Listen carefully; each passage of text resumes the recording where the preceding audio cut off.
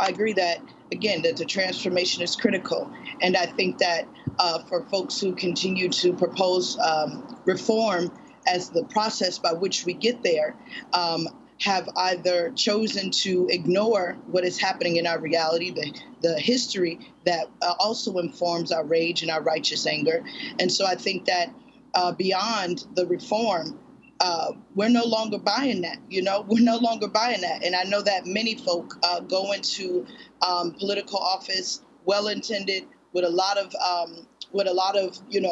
great intentions. However, officers, no matter their intention, no matter their motive, they are tied and bound to a system that by its training, its orders, its beliefs is inherently rotten. And so anything less than a conversation on how we shrink that institution until it is no longer legitimate, that is the conversation. Anything else is an insult to our suffering. Mary Hooks, a lot of the media, of course, has covered what happened to Rayshard Brooks, but what isn't talked about as much, I mean, the video is actually long, the surveillance video. Now there's video cam from the police officers. It goes on for well over half an hour. And he's talking to the police officers. He was assenting to everything they asked about the pat-down, the breathalyzer test. Then they try to handcuff him, and that's when he gets into a scuffle with them. What isn't talked about as much is look at the time. We're talking about just this Friday, more than 2 weeks after the death of George Floyd. Massive protests in thousands of cities, towns across this country, certainly in Atlanta as well.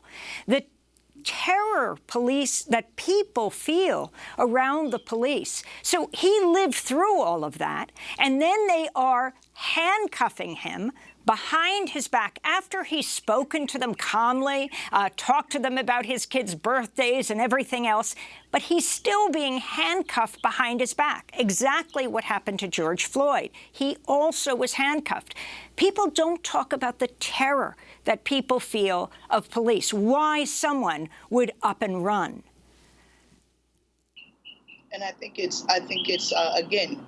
the cognitive dissonance that oftentimes many people in this country fail to acknowledge. Because again, if we know the history of policing that comes out of slave patrols, and we understand the way in which they have been brought in as an occupied force in our communities, that we have seen decades and decades, generations of the call for police violence to stop, the calls for police to change their tactics, to not use lethal force, to not use excessive force, and none of that has gotten us anywhere. And so it behooves me when people can watch an incident like this and see where 2 police officers had the complete autonomy to make a decision. The gentleman asked for a ride home.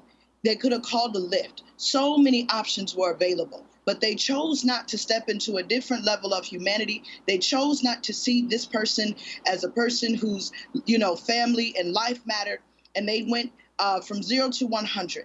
And so again, that shows you that, of course, even on a simple call like that, where it should have clearly been, hey, let's just get you home so you'll be okay, can escalate. And so I too, as many of the folk I know, walk through our communities, engage and drive in community and down the street, and are afraid. I've been abused by the police before. I'm very clear of that feeling.